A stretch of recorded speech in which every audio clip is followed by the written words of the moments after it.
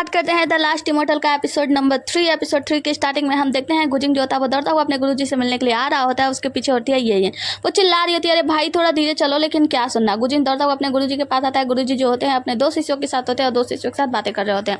इधर पीछे जो होता है ये चिल्ला रही होती है कि अरे यार थोड़ा धीरे चलो, मैं बहुत जोर से खींच रही हूँ, लेकिन गुजिंग कुछ नहीं सुनता। गुजिंग जाकर अपने गुरुजी को प्रणाम करता है। गुरुजी कहते हैं कि खुश रहो और देखो तो तुम तो काफ़ी पतले हो गए हो। वैसे ये कौन है, ये जिन है ना। तो ये जिन कहती है कि बस करो ये बहाने बनाना, वैसे भी तुमने मुझे और इसे दोनों को गुरु और मतलब एक मास्टर और नौकर के बंधक में बांध दिया। अब बनने का कोशिश कर रहे हो कि मुझे पहचानते नहीं हो। गुजिंग कहता है ये क्या बात हुई, तुम्हें अच्छे से बात करनी चाहिए। वो कहती है कि अच्छे से बात, ये पहले तो मुझे ऐसे रिश्ते में बांध दिया जिसमें मैं चाहती नहीं, तुम्हारा नौकर बन के रहना पड़ा, ऊपर से चाहते हो कि मैं इनसे अच्छे से बात करूँ। ये अभी भी मुझे धमका रहे हैं, इनके पास ज़्यादा शक्ति है तो क्या कुछ भी करेंगे। गुरुजी कहते हैं कि देखो ऐसी बात नहीं है, ये तुम्हारे लिए और गुजिंग दोनों के लिए अच्छा था। मतलब अगर मैं ऐसा नहीं करता तो तुम्हारे दोनों के लिए खतरा हो जाता। वो कहती है कि क्या खतरा, अगर मैं ऐसे इसका नौकर नहीं बनती तो अभी तक तो इसका सफाया कर चुकी होती। गुरुजी कहते हैं कि मैं अच्छे से जानता हूँ तुम मुझसे थोड़ी सी नाराज हो, लेकिन देखो मैंने तुम्हारे साथ जो कुछ भी किया है मैं मानता हूँ मैंने थोड़ा बहुत गलती की है, मैंने तुमसे नहीं पूछा, लेकिन बदले में मैं तुम्हें कुछ तोहफा देना चाहता हूँ। जिसके बाद से गुरुजी जो होते हैं वो उसे आकाश में उड़ा देते हैं, अपनी शक्तियों का कुछ हिस्सा उसे दे रहे होते हैं। गुजिंग कहता है कि ये सब क्या हो रहा है। तो उसके जो सीनियर शिष्य होते हैं यानी जो जियानसान होता है और बाकी उसका एक सीनियर होता है, ये दोनों लोग बता रहे होते हैं कि दरअसल बात ये है जो ये ना देखो ये बहुत ज़्यादा छोटी है, इसके पास शक्तियाँ बिल्कुल नहीं है। ये अगर 100 साल भी प्रैक्टिस करती है ना तभी भी उतनी शक्तियाँ पा नहीं पाएगी जिससे कि काम हो सके। इसीलिए गुरुजी उसे अपनी शक्तियों का कुछ हिस्सा दे रहे हैं जिससे कि वो बहुत ही जल्दी अपने शक्तियों का जो प्रैक्टिस वगैरह करेगी तो बहुत जल्दी शक्तिशाली हो जाएगी और बहुत ज़्यादा शक्तियाँ इसके अंदर आ जाएगी। मतलब गुरुजी जो है अपनी शक्तियों का कुछ हिस्सा इसे प्रदान कर रहे हैं ताकि ये जब भी मेडिटेशन करे तो उसकी शक्तियाँ अपने आप ही बढ़ने लगे। हम देखते हैं कि ये इनके हाथों में जो है कुछ ज्वेलरीज वगैरह चमकने लगती है, कुछ ज्वेलरी पहनने लगती है, उसके कपड़े भी कुछ कलर वाला चेंज हो जाते हैं। मतलब कुछ आभूषण इसे मिलते हैं गुरुजी के द्वारा। मतलब गुरुजी इसके ऊपर अपने शक्तियों का प्रयोग कर रहे होते हैं, मतलब इसके शिष्य लोग बताते हैं। जिसके बाद से हम देखते हैं कि ये इनको गुरुजी सारी शक्तियाँ मतलब कुछ शक्तियाँ जो भी देना होता है वो प्रदान करने के बाद उसे नीचे उतारते हैं। तो ये जिन कहते हैं कि ये सब क्या है। ये जिन जो होती है अपने एक हाथ को देखती है, अपने दूसरे हाथ को देखती है, इसका पूरा शरीर चमक रहा होता है। इसके शरीर के जो कपड़े होते हैं उन कपड़ों में जो कुछ मोतियाँ लग जाती हैं ऊपर से और वो सारा मतलब जो कपड़े उपड़े होते हैं ना वो चमक रहा होता है। ये जिन अपने आप को देखते हैं उसे भरोसा नहीं होता कि ये सब क्या है और वो अंदर ही अंदर बहुत सारी शक्तियों को महसूस कर सकती है। वो गुरुजी से कहती है कि ये सब क्या हो रहा है, मतलब मेरे अंदर ऐसा लग रहा है जैसे कुछ ज्वाला सब भड़क रहा है, मतलब मेरे अंदर कुछ शक्तियाँ आ गई, मुझे ऐसा महसूस हो रहा है। गुरुजी कहते हैं कि हाँ बिल्कुल तुमने सही समझा, मैंने तुम्हें कुछ शक्तियाँ दी हैं, इसके बदौलत तुम्हें वो काम करना होगा और मैं तुमसे वादा करता हूँ कि मैं जल्दी तुम्हारे और गुजिंग के बीच में जो समझौता हुआ है उसे मैं तोड़ दूंगा। वो कहती है कि आप वादा करते हो। वो कहती है कि हाँ। तो वो बताते हैं गुरुजी की दरअसल बात यह है कि जिस फिनिक्स वर्ल्ड की राजकुमारी की बात हो रही थी वो फिनिक्स वर्ल्ड की राजकुमारी की आत्मा तो मिली है, लेकिन उसकी आत्मा को 4 टुकड़ों में विखंडन कर दिया गया है और उसे कई क्षेत्रों में भेज दिया गया है। और गुजिंग से बताते हैं कि गुजिंग इस माउंटेन पे दाजी माउंटेन पे भी उसका एक कोई टुकड़ा है, लेकिन मैं उसके बारे में पता नहीं लगा पा रहा हूँ, इसीलिए मैंने तुम्हें यहाँ पे बुलाया है। गुजिंग कहता है कि गुरुजी जैसा आप आदेश दें, आप कहें जल्दी मैं उसे ढूंढ लूंगा। यहाँ पे वो जो होती है मतलब ये होती है, वो कहती है कि क्या वो फिनिक्स वर्ल्ड की राजकुमारी सच में अभी तक जिंदा नहीं हुई। वो लोग बताते हैं कि नहीं। तो वो गुरुजी उन लोगों को काम देते हैं कि तुम लोगों को ये काम करना है कि उसकी आत्मा का जो 8 टुकड़े हुए हैं वो 8 टुकड़े कहाँ कहाँ बिखरे पड़े हैं ये सब तुम लोगों को पता करना होगा और तुम लोगों को उसे ढूंढ के लाना होगा। उसे ढूंढकर जब लाओगे तो फिनिक्स वर्ल्ड की राजकुमारी की रचना कर दी जाएगी। हालांकि तुम लोग जुड़े हुए हो। फिर गुरुजी उन्हें कुछ देते हैं और कहते हैं कि ये वो चीज़ है, मतलब ये जो यंत्र है ये तुम लोग अपने पास रखो। तुम लोग एक दूसरे के साथ जुड़े हुए हो लेकिन कुछ समय के लिए तुम एक दूसरे से दूर हो सकते हो इस यंत्र के दौरान। इस यंत्र को लेकर तुम लोग बहुत ज़्यादा प्रैक्टिस वगैरह करना, शक्तियों को कैसे आगे बढ़ाना सब कुछ बताते हैं। गुजिंग यहाँ से बाहर जाता है और उसके साथ में होती है ये तो इसके ये जो बुढ़ऊ अंकल होते हैं जो इसको अंकल कहते हैं, बूढ़े इसके भतीजे, वो आते हैं और उससे पूछते हैं कि अंकल आप आ गए, बहुत दिन हो गया, मुझे पता नहीं था कि उस छोटे फिनिक्स को मारने के बदौलत आपको 10 साल के लिए अज्ञातवास दे दिया जाएगा। वो कहते हैं कि खैर कोई बात नहीं, आप आ गए, मुझे आपको देखकर बहुत ज़्यादा खुशी हुई। ये जिन कहती है कि क्या इसे अज्ञातवास, तो उसके ऊपर हंस रही होती है। तो वो कहते हैं, वो जो बूढ़े होते हैं वो कहते हैं कि वैसे ये जिन तुम बहुत ही ज़्यादा खूबसूरत हो, हालांकि तुम छोटी हो लेकिन काफ़ी खूबसूरत हो।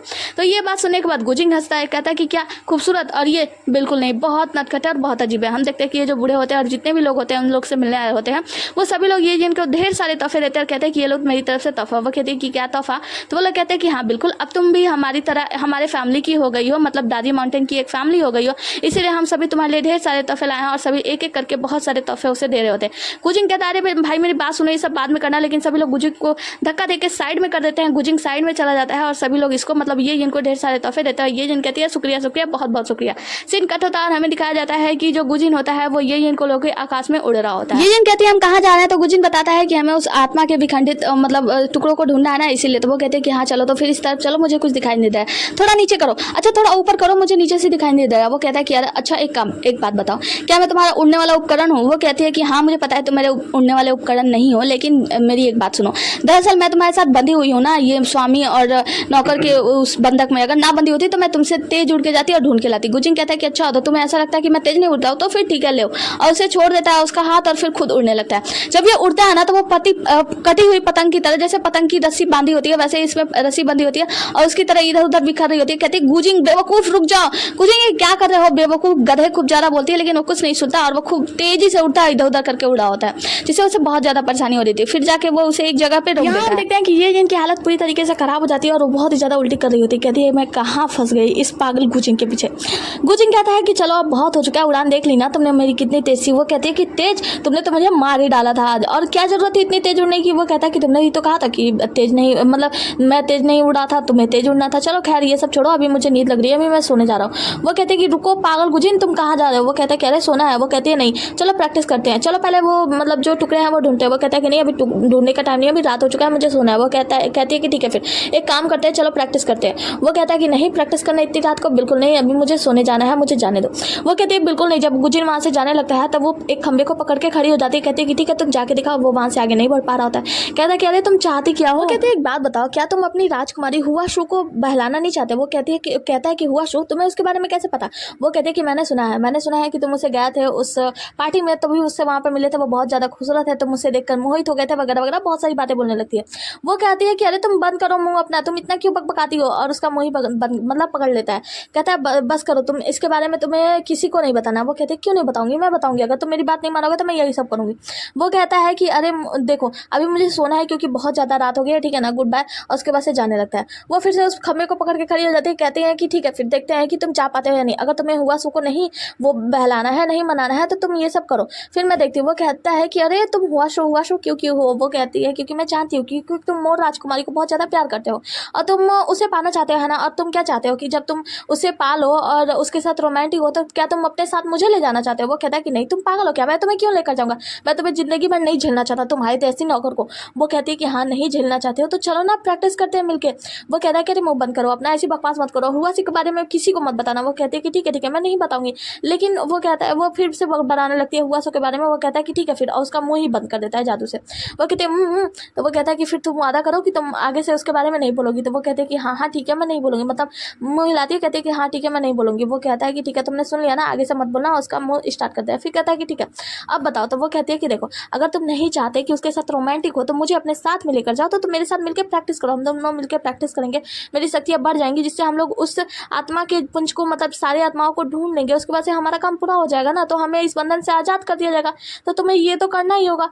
वो कहता है कि ठीक है मैं तुम्हारी बात को समझ गया, लेकिन इतनी रात को। वो कहता है कि चलो ना। उसके बाद हम देखते हैं ये दोनों लोग जो होते हैं अपनी अपनी शक्तिपुंज जो भी होता है वो निकालते हैं और निकाल के आकाश में फैला देते हैं। जब ये लोग आकाश में फैलाते हैं तो चमकते हुए तारे सा वो सारा जो मतलब निकला होता है वो सब कुछ बन जाता है। और फिर ये दोनों लोग एक दूसरे मतलब शक्तियों का इस्तेमाल करते हैं, एक दूसरे की तरफ मतलब दूसरी तरफ मुंह करके शक्तियों का इस्तेमाल करते हैं। और हमारे हीरो और हीरोइन दोनों लोग कहते हैं कि चलो ठीक है फिर स्टार्ट करते हैं। हम देखते हैं कि ये दोनों लोग आकाश की ओर उड़ने लगते हैं। वहाँ पे जितनी भी शक्तियाँ आकाश में चमचमा रही होती है इन सभी में से एक एक को तोड़ने लगते हैं। मतलब एक तरीके का ये 7 तारा होता है, 7 तारों का समूह होता है। इन 7 तारों में से एक एक तारे को मतलब नंबर 1 का तारा, नंबर 2 का तारा, ऐसे करके सबको एक एक करके टुकड़ा करना होता है। ये सभी लोग कर रहे होते हैं, लेकिन हम देखते हैं कि ये दोनों करते हुए ना बीच में एक दूसरे की आंखों में देखते हैं और काफी एक दूसरे के करीब आ जाते हैं। यहाँ पे मतलब हमारी हीरोइन को यानी ये जिनको तो कुछ नहीं होता, लेकिन गुजिन को कुछ ना कुछ तो हो जाता है। ये क्या करता है इस बार गलती कर देता है, मतलब इस बार इसको नंबर 5 पिक करना था लेकिन इसमें नंबर 6 पिक कर लिया था, जिससे दोनों को झटका लगता है और हमारी हीरोइन जाके सीढ़ियों पर गिरती है और हमारा हीरो जो होता है वो पानी की तरफ जाता है। वो पानी की तरफ गिरता है तो पानी में से उछल के फिर दोबारा उन्हीं सीढ़ियों के ऊपर आ जाता है और वो बच जाता है। हमारी हीरोइन वहाँ पे गिर के रो रही होती है, कहती है कि ये पागल गुजिन ने फिर से गलती कर दी। गुजिन कहता है क्या हुआ। वो कहती है कि अरे तुम पागल हो क्या, तुम्हें मतलब नंबर्स याद नहीं रहते, तुम्हें याद नहीं रहता तारे कितने नंबर पे कौन से होते हैं, तुमने गलत नंबर चूज कर दिया जिसकी वजह से हम दोनों को चोट लगी। वो कहता है कि हाँ ठीक है मैं समझ रहा हूँ, मैं ठीक करने की कोशिश कर रहा हूँ ना। वो कहती है ठीक करने की कोशिश कर रहे हो, तुम कितने बेकार हो, मतलब इतने बेकार हो तुम, दुनिया में तुमसे बेकार इंसान तो मैंने देखा नहीं। वो कहता है कि वैसे एक बात बताओ, तुम मेरी पालतू जानवर हो तो तुम्हें मेरे मन की बात समझ जानी चाहिए ना, मैं कौन सा पिक करने जा रहा हूँ। वो कहती है कि हाँ मैं तुम्हारी पालतू जानवर इसीलिए तो हूँ ताकि तुम्हारे मन की बात जान सको, और तुम तो किसी लायक भी नहीं हो। गुजिन कहता है कि हाँ मैं समझ रहा हूँ लेकिन मैं ठीक करने की पूरी कोशिश कर रहा हूँ। जिसके बाद ये दोनों की लड़ाई खत्म होती है और हम देखते हैं गुजिन अपने बिस्तर पे जाता है, कहता है कि मेरे प्यारे बिस्तर में तुम्हें बहुत मिस कर रहा था, वहीं पे लेट जाता है। यहीं पे हमारी हीरोइन जो होती है ये वो भी जाकर उसी बिस्तर पे लेट जाती है और कहती है कि मेरे प्यारे बिस्तर मैंने तुम्हें बहुत मिस किया। गुजिन उठता है और कहता है क्यों भला तुम्हें मेरे बिस्तर की याद क्यों आई, उठो यहाँ से नीचे जाकर सो जाओ। वो कहती है कि बिल्कुल नहीं, मुझे बिस्तर पे सोना है क्योंकि मुझे नींद आ रही है। वो कहता है कि हाँ मुझे पता है नींद आ रही है, लेकिन देखो तुम एक लड़की हो और मैं एक लड़का हूँ, हम दोनों एक बिस्तर पे नहीं सो सकते। वो कहती है कि ऐसा क्यों? वो कहता है कि तुम याद करो, जब तुम छोटी जानवर थी तो तुम जमीन पर सोया करती थी ना, और वैसे भी पुरुष और स्त्री एक साथ एक बिस्तर पर नहीं सो सकते। वो कहते हैं कि क्यों, क्या कपल होना जरूरी है? तो ठीक है हम कपल बन जाते हैं। वो कहता है कि तुम मुझे गुस्सा क्यों दिला रही हो, एक काम करो तुम यहीं बैठो, मैं अभी शौचालय से होकर आता हूँ, लेकिन उम्मीद है जब तक मैं यहाँ पे आऊँगा तब तक तुम यहाँ से हट गई होगी। जिसकी वजह से गुजिंग जो होता है वो शौचालय की ओर चला जाता है। वो जाके दरवाजा बंद करता है और हमारी हीरोइन जाके दरवाजे को खोल देती है। वो कहता है क्या है, अब चली जाओ ना यहाँ से। वो कहते हैं बिल्कुल नहीं, तुम्हें मेरी बात मानी होगी, मुझे बेड पर सोना है। वो कहता है कि हाँ ठीक है जाके सो जाओ, लेकिन अभी मुझे छोड़ो, मुझे बहुत जोर से की लगी है। वो कहती है कि लेकिन और बात है, तुम मुझे हवा में ऐसा नहीं उड़ाओगे। वो कहता है कि हाँ ठीक है मैं नहीं उड़ाऊंगा। वो कहती है और बात है, तुम मुझे पानी और चाय नहीं परोसोगे। वो कहता है कि ठीक है नहीं करूँगा। तुम एक काम करो, तुम जाकर जितने भी नियम है ना वो सारी नियम डाल दो, मैं उस पर साइन कर दूंगा, मैं तुम्हारी बात मानूंगा हर एक, लेकिन फिलहाल अभी मुझे बाथरूम में रहने दो। और फिर करके बंद कर लेता है।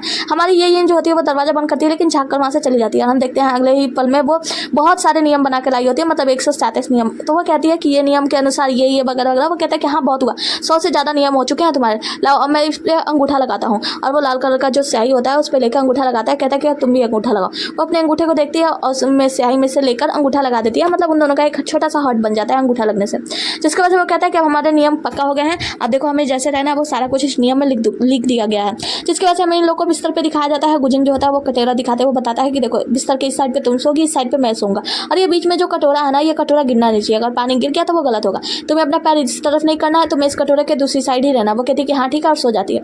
वो कहती है कि इतनी जल्दी सो गई तुम। उसके बाद से वो उसे बिस्तर उठा देता है और फिर खुद भी सो जाता है। जैसे ही गुजिंग सोता है कि हम देखते हैं कि हमारी हीरोइन जो होती है ना वो मार के कटोरा भी गिरा देती है। उसके बाद से गुजिंग के मुंह पे बार बार लात मारती है। गुजिंग जो होता है वो उठकर सोचता है कि यार कहाँ फंस गया मैं, और वो तो रात भर सो ही नहीं पाता, लेकिन ये आराम से चौड़े में सोती है।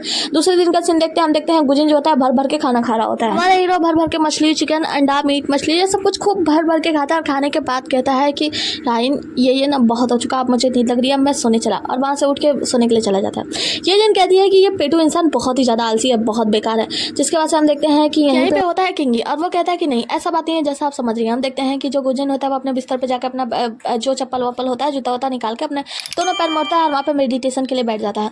वो कहता है कि आपको पता है ये इतने बुरे व्यक्ति नहीं है, हाँ ये बहुत ज़्यादा पेटू है, बहुत ज़्यादा आलसी है, लेकिन इतने बुरे भी नहीं है। वो कहती है कि हाँ मैं समझ गई, देखो इसके जैसा व्यक्ति ढूंढना ना बहुत ही ज़्यादा मुश्किल है। उसके बाद से वो कहती है कि बस अब मुझे इसको अपना मतलब काम करवाना है और इसके साथ मिलके उस छोटी फिनिक्स के अमरसार को ढूंढना है, जिसके बाद से मैं आज़ाद हो जाऊंगी। वो कहता है कि अच्छा आज़ाद होने के बाद आप क्या करेंगी? वो कहती है कि आज़ाद होने के बाद मैं अपने जैसी दुनिया में जाऊंगी जहाँ पे हमारे प्रकार के जानवर होते हैं, उन सभी के साथ जाऊंगी। मुझे पता है कि उन लोगों को नष्ट कर दिया गया, लेकिन मैं फिर से अपने राज्य को बसाऊंगी और उन सभी को वापस लेकर आऊंगी और फिर खुशी खुशी जीवन बिताऊंगी, और फिर एक ऐसे व्यक्ति से विवाह करूंगी जो बहुत ही ज़्यादा बड़ा होगा वगैरह, मतलब शक्तिशाली होगा। ये कहता है कि सपना देखना मतलब इतना भी ज़्यादा सही नहीं है। वो कहती है कि सपना तुम्हें पता है कि तुम्हारे जैसा व्यक्ति ढूंढना ना इस दुनिया में मुश्किल नहीं है, नामुमकिन है।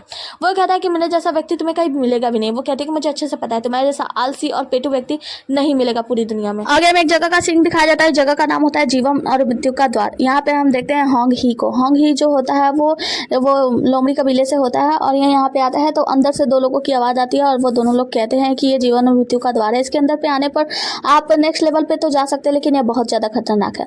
होंग ही जो होता है वो कहता है कि ठीक है फिर मैं तैयार हूँ, और उस दरवाजे के अंदर एंटर कर लेता है। जैसे ये एंटर करता है वो दोनों लोग इसके ऊपर टूट पड़ते हैं, मतलब इस पर बहुत ही ज़्यादा मतलब मारने लगते हैं, अपने हथियारों से बरसाने लगते हैं। होंग ये भी कम नहीं होता है, इन लोगों को बराबरी का जवाब दे रहा होता है और अपने भाले से इन दोनों के ऊपर वार करता है। जब लास्ट में ये बाहर निकलने ही वाला होता है तो ये दोनों लोग इसको खींचने लगते हैं, मतलब अपने शक्तियों से इसे जोर से अपनी तरफ खींचने लगते हैं। होंग बचने का कोई रास्ता नहीं ढूंढ पाता, वो बाहर नहीं निकल पा रहा होता। तभी हम देखते हैं बाहर इसकी चाची जी आ जाती हैं। इसकी चाची जी आकर इसे बाहर अपने शक्तियों से खींच लेती है और कहती है कि होंग अब बहुत हो चुका है, अब तुम्हें घर वापस लौट जाना चाहिए। तुम्हें पता है ना कि जिस कबीले के तुम मतलब उस कबीले में तुम्हें सरदार बनाया जा रहा है, लोमड़ी कबीले का, तुम्हें जाकर अपने लोगों का ध्यान रखना है और तुम यहाँ पे हो। वो कहता है कि बस करो, आप कबीले के सरदार वरदार की बात करिए। उस वक्त आप कहाँ थी जब मेरे पिताजी लड़ाई में लड़ रहे थे? उस वक्त आप अपने बेटे से लड़ाई में बिजी थी। तो वो कहती है कि हाँ मैं तुम्हारी चाची हूँ, मैं अच्छे से समझती हूँ कि उस वक्त मैं नहीं आ पाई थी, इसीलिए मैं अपने भाई और तुम्हारी माता श्री मतलब उन दोनों के लिए मैं कुछ करना चाहती हूँ। मैं चाहती हूँ कि तुम्हारा अच्छे से लालन पालन करो और तुम्हें वहाँ का राजा बनाओ, लेकिन तुम मेरी बात क्यों नहीं समझते? यहाँ तुम्हारे लिए बहुत ज़्यादा खतरा है। वो कहता है कि बस करो, मैं अच्छे से जानता हूँ यहाँ खतरा है, लेकिन अगर तुम ना होती ना तो अभी तक मैंने इसके अगले लेवल को पार कर लिया होता। वो कहते हैं मैं अच्छे से जानती हूँ इतना दृढ़ संकल्प भी होना भी सही नहीं है, तो तुम्हें अभी लौट जाना चाहिए। वो कहता है मैं नहीं लौटूंगा, तुम चले जाओ यहाँ से, और दोबारा से उस दरवाजे के अंदर जाने का प्रयास करता है। लेकिन हम देखते हैं कि वो जो उसकी चाची होती है वो उसे वहीं पर रोक देती है अपनी शक्तियों से। वो कहता है कि छोड़ो मुझे, तुम ये क्या कर रही हो। वो कहती है मैं तुम्हें अंदर नहीं जाने दे सकती क्योंकि अंदर बहुत ज़्यादा खतरा है। उसे वहाँ से लेकर गायब हो जाती है। होंगी कि चाची जैसे वो उसे वहाँ से लेकर जाती है, यहीं पे छाया का जो नौकर होता है कुंगलिन वो पहुंच जाता है। आगे हम देखते हैं ये जो होती है वो एक जंगल में होती है, उसके साथ गुजिंग होता है। वो जंगल में चारों तरफ ढूंढ रही होती है। वो कहता है कि अरे मैं इस जंगल में कई बार आ चुका हूँ और एक बात बताओ, अगर वो अमर सार यहाँ पे होता तो क्या मुझे पता नहीं चलता? वैसे भी अमर सार यहाँ पर नहीं मिलेगा और वहीं पे आराम करने लगता है। वो कहती है अगर मिल गया तो वो कहता है कि मुझे नहीं पता, लेकिन मुझे नहीं मिलेगा ये मैं जानता हूँ कि इस जगह पे अमर सार है ही नहीं, मतलब उस आत्मा का अमर सार का एक बूंद भी नहीं है। वो आगे बढ़ती है और आगे बढ़ने पर हम देखते हैं कि पहाड़ी के नीचे से उसे वो हरे कलर का अंडा दिखता है, तो वो उसे देखकर बहुत ज़्यादा खुश जाती है। कहती है कि आयो तुम अभी भी यहीं पे हो ना? हम दोनों जब अंडे थे तो हम दोनों एक दूसरे पर निर्भर करते थे, लेकिन मुझे नहीं पता था कि ऐसा हो जाएगा। जिसके बाद से वो जादू करती है, मतलब अपने हाथों का जादू दिखाती है और उस अंडे को अपने हाथ में ले लेती है, मतलब अपने पास बुला लेती है। कहती है कि आयो तुम ठीक तो हो ना? हम दोनों एक दूसरे पर निर्भर थे, लेकिन मुझे नहीं पता था कि वो बुरा गुजिंग मुझे लेकर चला जाएगा और इसलिए मैं तुमसे दूर रख गई, लेकिन अब मैं तुम्हारे पास आ गई हूँ तो सब कुछ ठीक हो जाएगा। तुम चिंता मत करो, मैं तुम्हें बचा लूंगी, तुम्हें डरने की आवश्यकता नहीं है। मतलब उस अंडे को लेकर अपने गले से लगा लेती है, फिर वहाँ से जैसे दूसरी तब मुड़ती है। गुजिंग कहता है कि अच्छा तो तुम इस अंडे के लिए यहाँ पे आई थी है ना? वो कहता है कि बस करो तुम। वो कहती है कि बस करो तुम। वो क्या करता है उस अंडे को उससे खींच के और दूर फेंक देता है। वो कहती है कि ये क्या किया तुमने? आइन रुक जाओ, आइन रुक जाओ, और उसका पीछा करने लगती है।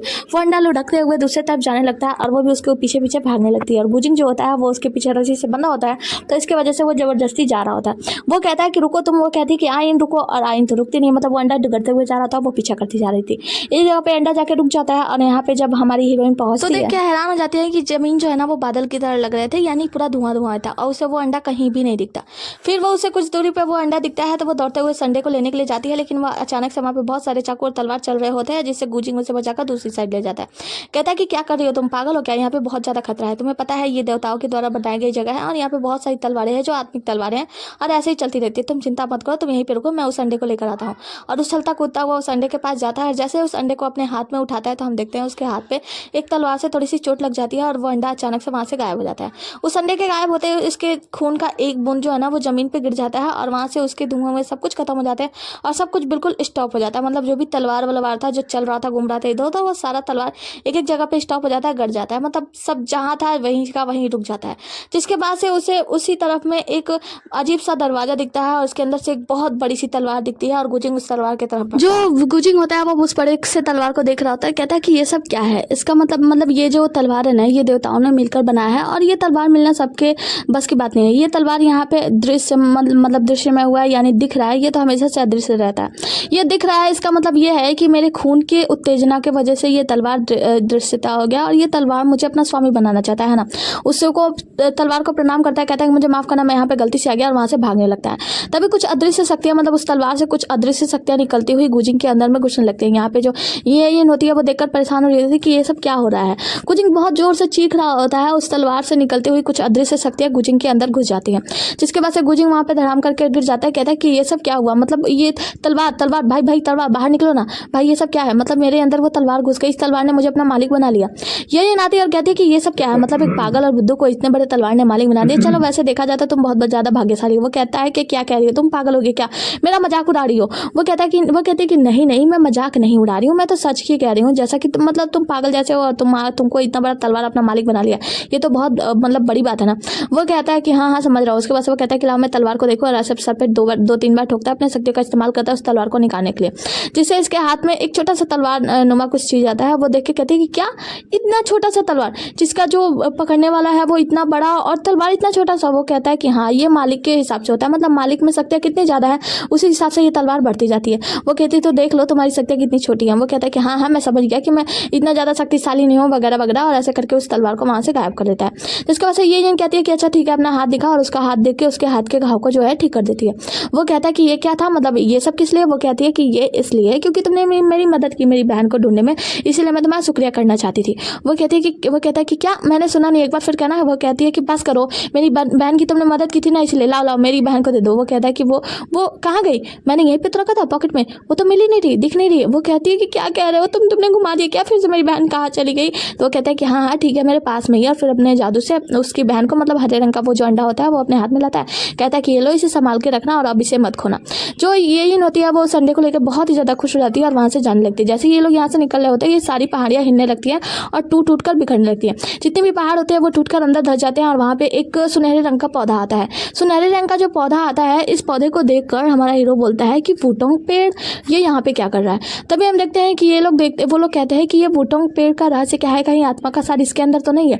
तभी हम देखते हैं कि जो हमारा हीरो गुजिंग होता है उसके शरीर के अंदर से एक फूल आता है और उस वुटोंग पेड़ के अंदर में छिपने लगता है, मतलब जाने लगता है। वो कहते हैं कि ये सब क्या है, कहीं ऐसा तो नहीं कि वो जो अमर सार है, मतलब उसकी जो आत्मा का एक भाग है वो इसी के अंदर है।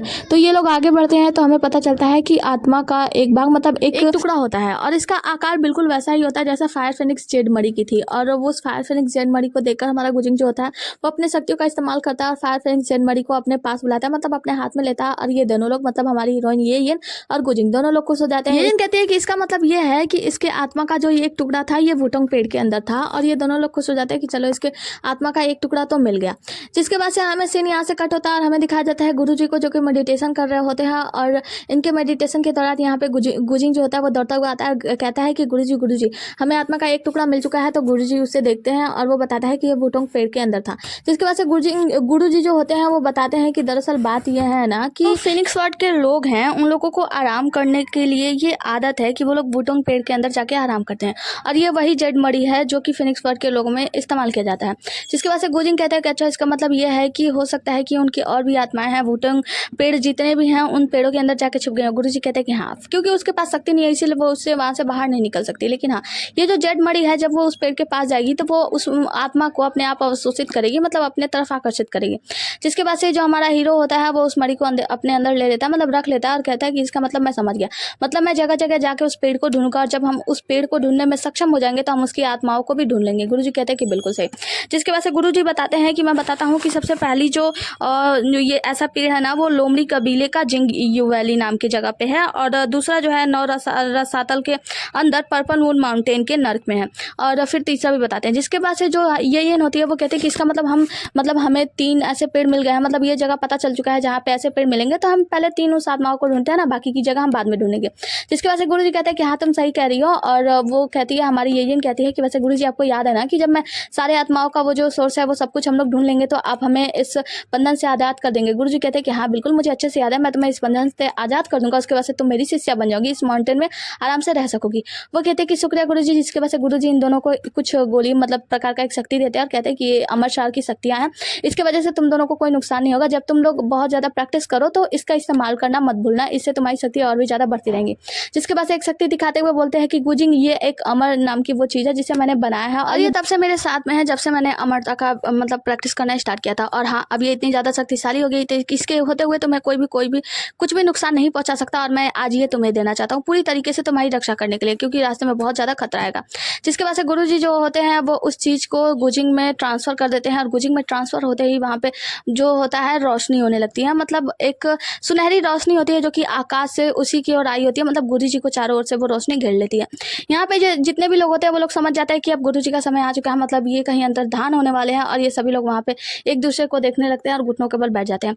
गुरुजी कहते हैं कि गुजिंग अब मैं जा रहा हूँ, शायद मैं कब तक लौट के आऊँगा मुझे नहीं पता, लेकिन हाँ तो अब सब कुछ तुम्हारे ऊपर है, तुम्हें अपना भी ध्यान रखना है और सब कुछ ढूंढना है। और हाँ सुनो कि जो फिनिक्स वर्ड की जो राजकुमारी है उसके 8 आत्मा के जो टुकड़े हैं उसे जल्दी जल्दी ढूंढना, अगर जल्दी तुम नहीं ढूंढते हो तो सब कुछ ढूंढने के बाद भी किसी काम का नहीं रह जाएगा और अब मैं सब कुछ तुम्हारे ऊपर छोड़ता हूँ। और फिर कहता है कि ठीक है, अभी मैं इस भौतिक शरीर में कितने दिनों तक रहने वाला हूँ इसके बारे में मुझे नहीं पता। और गुरुजी अचानक से उस रोशनी की ओर खींचते चले जाते हैं, मतलब आकाश की ओर खींचते चले जाते हैं, टाटा बाय बाय बोल के वहाँ से अंतर ध्यान हो जाते हैं, मतलब गायब हो जाते हैं।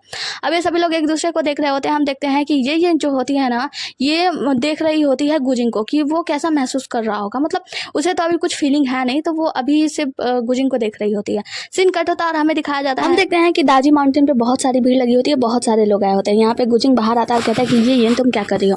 तो जो ये होती है वो कहती है कि तुम देखो ना तुम्हारे गुरुजी कितने ज़्यादा प्रसिद्ध थे ना, जब सबको पता चला कि गुरुजी भगवान के पास जा रहे हैं तो सभी लोग कैसे उनसे मिलने के लिए चले हैं और कितने सारे लोग हैं यहाँ पे, इतने सारे प्रतिष्ठित लोग हैं, मैं जाती हूँ सबसे मिलूंगी। तभी हम देखते हैं यहाँ पे फेंगमिंग आता है और कहता है कि गुजिंग, तो वो गुजिंग उससे पास जाता है और फेंगमिंग से बातें करता है। गुजिंग फेंगमिंग से कहता है अभी यहाँ पे, तो फेंगमिंग बताता है कि हाँ तुम्हें पता ना तुम्हारे गुरुजी की प्रतिष्ठा कितनी ज्यादा आगे थी, वैसे उसकी जगह कौन लेने वाला, वैसे देखा जाए तो तुम भी काफी ज्यादा शक्तिशाली हो, तो तुम चाहो तो यहाँ के मास्टर बन सकते हो। तो यहाँ पे गुजिंग जो होता है वो कहता है कि फेंगमिंग आप तो अच्छे से जानते हो कि मैं इन सब मामलों में बिल्कुल भी नहीं पढ़ने वाला हूँ, मतलब मैं इतना ज़्यादा आगे नहीं हूँ, मैं गुरुजी के सामने और लोगों के सामने तो कुछ नहीं हूँ, इसलिए मैं छोटा ही और नीचे ही रहना चाहता हूँ। जिसके बाद से हम देखते हैं यहाँ पे ये नाती हर फेंगमिंग को प्रणाम करती है, फेंगमिंग वहाँ से चला जाता है। ये जो होती है वो कहती है कि तुम्हें पता है यहाँ पे इतने सारे शक्तिशाली लोग हैं ना, इन्हीं ग्रुप में से मैं किसी ऐसे सुंदर से हैंडसम से राजकुमार को देखूंगी जो बहुत ज़्यादा सुंदर और हैंडसम होगा और साथ ही उसकी शक्तियाँ बहुत ही ज़्यादा प्रविष्ट होंगी, उसे ढूंढूंगी, उसे अपना जीवन साथी बनाऊंगी और तुम्हें पता है उसके साथ मिलकर मैं अपने जन संगलन जानवर कबीलों को दोबारा से जीवित करूंगी। तो वो कहता है जन संगलन जानवर कबीला, कौन कबीले वाला, मतलब कौन है तुम्हारे साथ? वो कहता है कि अरे हाँ मुझे पता है कि अभी कोई नहीं रहे, लेकिन मैं उन सभी जानवरों को जीवित करने का पूरा प्रयास करूंगी और जल्दी उन लोगों को जीवित कर दूंगी और अपने कबीलों को स्थापना करवाऊंगी और पुनः उन सबको स्थापित करूंगी। वो कहता है कि अच्छा, तो तुम्हें लगता है कि इन सब में कोई तुम्हें ऐसा सुंदर राजकुमार मिलेगा जिसे तुम चाहती हो, जो बहुत ज़्यादा खूबसूरत होगा? वो कहती है कि हाँ क्यों नहीं, मेरे पास तो उसकी मतलब एक पुस्तिका भी है, मैं उस पुस्तिका को निकालती हूँ, देखो मैं ऐसे अभी ढूंढना स्टार्ट करती हूँ कि कौन सबसे ज़्यादा खूबसूरत है। जिसके बाद हम देखते हैं कि वो अपने जादू से एक पुस्तक निकालती है और उसे दिखा रही थी, देखो देखा वो ये पुस्तक, इस पुस्तक में बहुत सारे लोगों का जो है ना जीवन विवरण लिखा हुआ है।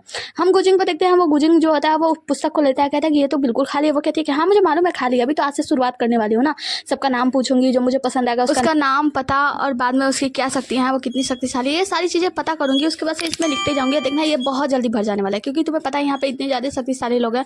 वो कहता है कि अच्छा तुम्हें लगता है ये सब काम करेगा? वो कहती है कि हाँ क्यों नहीं। जिसके बाद से वो कॉपी खोस लेती है और आगे बढ़ती है और जाकर कुछ लड़कों से बात करती है, कहती है कि सुनिए ना, आपका चेहरा काफी देखा देखा सा लगता है, वैसे ऐसा लगता है जैसे हम पिछले जन्म के साथ हैं। आप मुझे अपना नाम हम बताएंगे क्या? हम गुजिंग देखते हैं, गुजिंग जो होता है वो अपना मुंह ढक रहा होता है, मतलब ये किस तरीके से बात करने का कोशिश करी है रिझाने का। वो दोनों लड़के कहते हैं ये आपकी साथी है क्या? कितनी पागल सी है। वहां से चले जाते हैं। यहाँ पे जो हमारी हीरोइन होती है वो कहती है कि गुजिंग क्या मैंने अच्छे से बात नहीं किया? वो लोग ऐसे मुंह बना के चलेगा, क्या मैं गलत थी? क्या मेरी कॉपी नहीं भरेगी? वो थोड़ा सा सैड हो जाती है। तो हमारा हीरो जो होता है वो कहता है ऐसी बात नहीं है। तभी हम देखते हैं लिंग फेंग वहां से गुजर रहा होता है। लिंग फेंग को देखकर हमारी हीरोइन जो होती है वो उसके पीछे भागती कहती है कि सुने ना मिस्टर, आप बहुत ज्यादा हैंडसम लग रहे हैं, मुझे आपसे बात करनी है। तभी हम देखते हैं गुजिंग जो होता है वो उसे अपनी तरफ खींच लेता है, कहता है कि बस करो हो गया, अब आगे चलते हैं। जिसके बाद से वो कहते रुको, तो वो बहुत ज्यादा हैंडसम लग रहा था, उससे बात करनी थी। वो कहता है कि तुम्हें पता भी है वो कौन है? तो वो कहते हैं कि बताओ ना कौन है। तभी हम देखते हैं लिंग फेंग उसी की तरफ चला आता है, मतलब गुजिंग के पास, और कहता है कि गुजिंग ये देखो, ये तुम हो ना, है ना वही शरारती बच्चे, मतलब तुम शराब पी के पड़े रहते थे, दारू वारू पीना और ये मीट मछली खाना, यही सब तुम्हारा काम था ना? वो कहता है कि हाँ लिंग फेंग, आप बहुत समय हो गया आपसे नहीं मिला, नमस्कार। जिसके बाद से वो कहता है कि हाँ हाँ तुम्हें तो पता है मेरे पास कितनी शक्ति है वगैरह वगैरह, मतलब बहुत ज्यादा अपना सेकी बघाड़ रहा होता है। लिंग फेंग अपने बारे में बहुत बड़ी बड़ी बातें कर रहा होता है कि मैं इतना ज्यादा शक्तिशाली हूँ, तुम मेरे सामने कुछ भी नहीं हो, तुम्हारी शक्तियाँ नहीं है, ये वो वगैरह वगैरह, तुम शराब पीने में इतने ज्यादा वो हो कि अपनी शक्तियों का तक को गिरवी रख देते हो, मतलब बहुत सारी बातें बघाड़ रहा था, बहुत सारी बातें बोल रहा था। लिंग फेंग कुछ बोलता उससे पहले ही जो हमारी हीरोइन होती है ये वो कहती कि ये कौन है जो हमारे ही घर में आके भौंक रहा है? तो हमारा हीरो जो होता है वो कहता है लो मिल गया इसे जवाब। तो यहाँ पे वो कहता है कि तुम कौन हो बेकार लड़की? वो कहते हैं कि बेकार बेकार तो तुम हो, दाजी माउंटेन पे हो और यहाँ पे आके हमारे सामने भौंक रहे हो, हमारे घर में आके भौंक रहे हो और नहीं तो बातें कर रहे हो।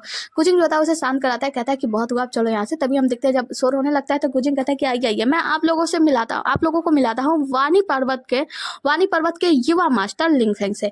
ये वो है जो सेकी भगाड़ने में मतलब मुझसे मेरे ही बराबर है, इनकी शक्तियाँ मेरे ही इतनी हैं, जितनी मेरे पास है उतनी इनके पास भी शक्तियाँ वगैरह वगैरह, मतलब सब कुछ तो मेरे ही जितना है, इनकी लंबाई चौड़ाई कद काठी गहराई। लेकिन हाँ बस एक चीज बहुत अधिक है, सेकी भगाना, ये बहुत सेकी भगाते हैं। वो कहता है कि चुप करो वरना तुम्हारा मुंह तोड़ दूंगा। वो कहता है कि अच्छा मेरे ही घन ताजी माउंटेन में आके तुम मुझे धमका रहे हो? तुम्हें पता है अगर मैं यहाँ पे अपने शिष्यों को बुला के मतलब सभी शिष्यों को बुला के कह दूं कि तुम मेरा नुकसान पहुंचाना चाहते हो, मेरे साथ ये वो करना चाहते हो, तुम्हें पता है वो लोग क्या करेंगे? यहाँ पे 1000 शिष्य हैं, अगर सभी ने मिलकर एक एक लात मारी ना तो तुम्हारा बट चलने लायक नहीं होगा, तो तुम यहाँ से चुपचाप से निकल जाओगे ना, तुम्हारे साथ अच्छा नहीं होगा, मतलब उसे ही धमकी दे देता है। लिंग फेंग कहता है कि ठीक है मैं तुम्हें बाद में देख लूंगा, और वहां से जाने लगता है। जैसे ही वो सीढ़ियों से उतरने लगता है वो अचानक से गिर जाता है और मुंह के बल सरकते हुए नीचे चला जाता है। हम देखते हैं जो हमारी हीरोइन होती है ना वो जोर जोर से हंसने लगती है, कहती है कि अच्छा हुआ इसके साथ। और जो लिंग फेंग होता है वो उठता है, चारों तरफ लोगों को देखता है कि सभी लोग उसे ही देख रहे हैं, वो तो बहुत ही ज्यादा मतलब शर्मा जाता है, लजा जाता है। जिसके बाद हम देखते हैं कि जो हमारी हीरोइन होती है वो कहती है कि अच्छा अब काम कैसे चलेगा, अब ये लोग बातें बातें कर रहे होते हैं। तभी हम देखते हैं कि हुआ शू जो होती है मोर कबीले की राजकुमारी वहां से निकल रही होती है, ये दोनों अपने में एक दूसरे से मतलब बातें बातें कर रहे होते हैं। इसी के साथ ये एपिसोड यहीं पे खत्म होता है। मिलते हैं अगले एपिसोड में, तब तक के लिए बने रहिए हमारे साथ। Tata bye bye and take care. और हाँ, वीडियो को लाइक किए बिना बिल्कुल भी मत जाना, वीडियो को लाइक कर के जाना, चैनल को सब्सक्राइब कर देना। Okay bye.